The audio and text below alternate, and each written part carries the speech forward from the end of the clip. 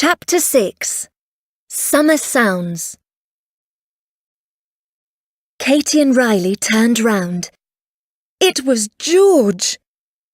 "Quick," he said. "Take these." George had 2 shopping bags. They had lots of things in them. Katie and Riley didn't do anything. "I'm trying to help you," George said.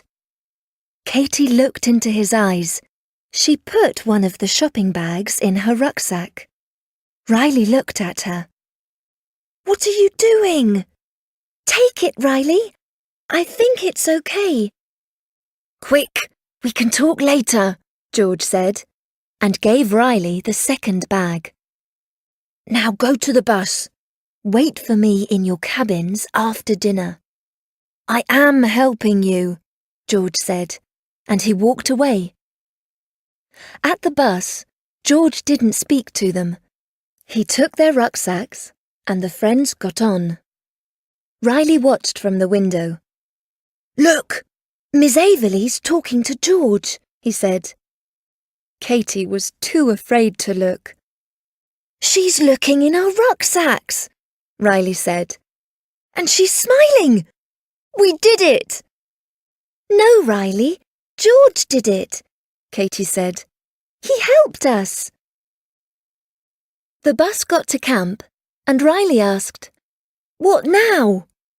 "We have dinner, go to our cabins, and then wait for George.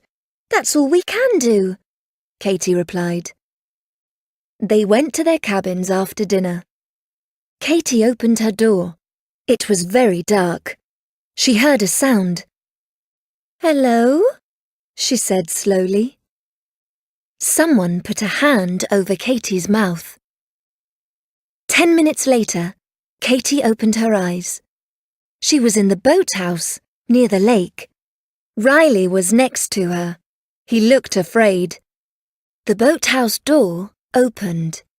Miss Averley and George walked in. "I didn't see anything strange at the shopping centre today. Their rucksacks had lots of things in them," George said. "But I found this next to my computer." Miss Averley had a lollipop in her hand. Katie looked at Riley. "He left a lollipop on the desk," she thought. "They looked at my computer. They must know everything," Miss Averley said. Her phone rang. She answered it. "We're in the boathouse. Where are you?" "Okay. See you in a minute. Bye." "Was that your friend?" George asked. Miss Averley walked over to Katie and Riley. "Yes, he's coming now. Tomorrow is going to be a sad day." "A sad day?" George asked. "Yes, teenagers can sometimes be very stupid. They go swimming late at night in the lake and we never see them again," Miss Averley finished. "I understand," George said. "Yes, they know too much," a man said from the door of the boathouse. Miss Averley and George turned round. Katie looked at Riley. It was Mr. Black Glasses, the man in the video. "The sounds on the MP3 players are yours? You made them?" George asked the scientist. "Yes, "And this summer is just the start.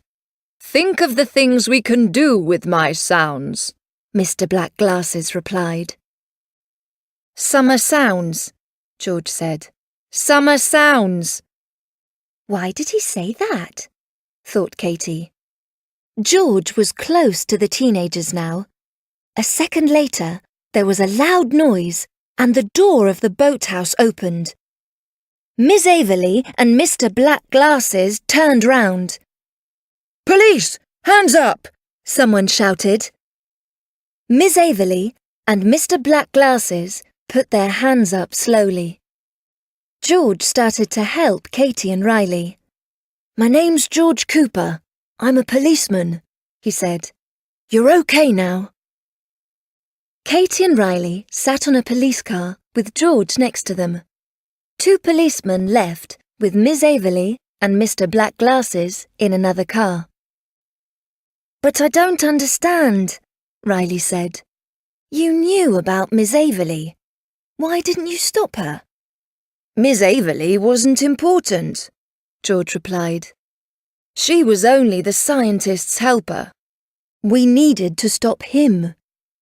He never visited the camp, but tonight he needed to come. Thanks to you, he's never going to use his sounds again."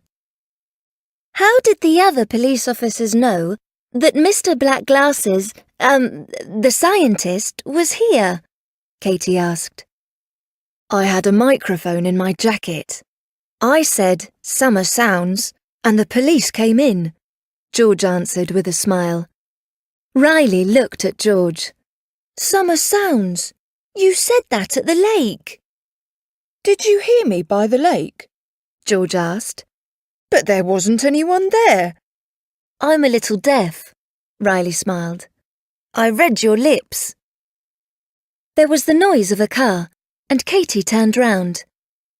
"My parents!" she said. Katie's mum and dad ran to their daughter. "Katie, are you okay?" her mum asked. "I'm all right, Mum." "We're very sorry, Katie. You didn't want to come to this camp. We can go home tonight," Katie's mum said. "But I can't go home now, Mum," Katie said. "Why? Do the police need you?" Katie's dad looked at George. "No, we don't need," George started. "I don't want to go home now," said Katie. "Riley and I saw lots of things in the shops, but we didn't buy anything nice. We want to go shopping."